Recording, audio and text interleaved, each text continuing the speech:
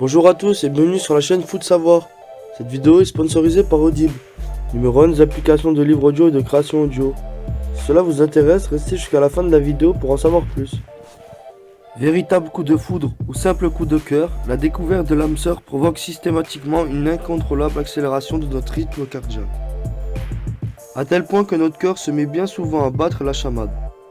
Aussi poétique quelle que soit cette vision romantique de la rencontre avec l'être aîné, ne demeure pas moins basée sur de solides réalités scientifiques. L'amour a son instinct, il sait trouver le chemin du cœur. Honoré de Balzac ne croyait pas si bien dire lorsqu'il couchait cette phrase sur le papier dans son roman, La femme de 30 ans.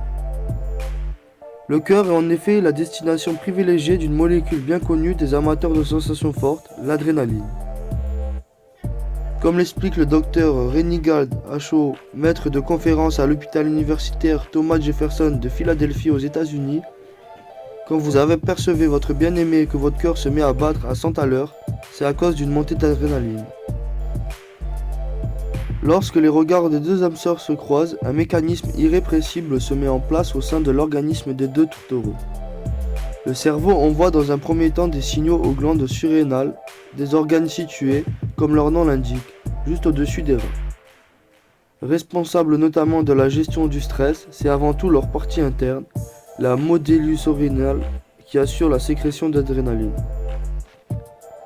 Une fois libérée, l'hormone transite via la circulation sanguine avant d'atteindre le cœur.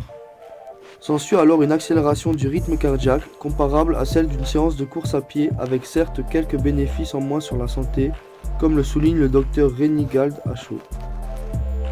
Attention cependant, un emballement cardiaque aussi brusque ne s'avère en effet pas sans conséquence pour les patients qui souffrent de problèmes cardiovasculaires. Heureusement, un simple traitement par bêta-bloquant suffit à minimiser le risque d'attaque cardiaque. Avec des relations sexuelles juste après un AVC pourrait également être bénéfique, qui l'aurait cru. Outre leurs conséquences cardiaques, les coups de foudre comme les coups de cœur provoquent aussi de véritables coups de folie, comme le révèle Marilyn, co-directrice de la Loyola Sexual Wellness Clinic et maître de conférence au département d'obstétrique et gynécologie à la Street School of Medicine de l'Université de Chicago aux États-Unis. L'amour diminue les niveaux de sérotonine, ce qui est fréquent chez les personnes atteintes de troubles obsessionnels compulsifs.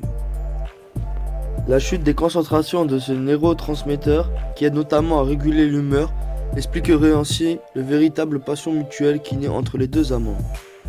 Cela pourrait expliquer pourquoi nous nous concentrons sur peu d'autre chose que sur notre partenaire durant les premières phases d'une relation amoureuse, explique Marilyn.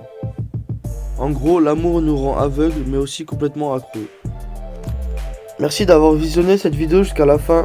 Si tu as soif de savoir, de connaissances et que tu vas apprendre tout en te divertissant, les plus de 400 000 livres et enregistrements audibles sur tout sujet confondu sont faits pour que tu puisses t'instruire et suivre tes activités en même temps. Si tu es intéressé ou que tu veux simplement soutenir notre chaîne, je t'invite à cliquer sur le lien en description et à prendre ta période d'essai gratuite pendant un mois.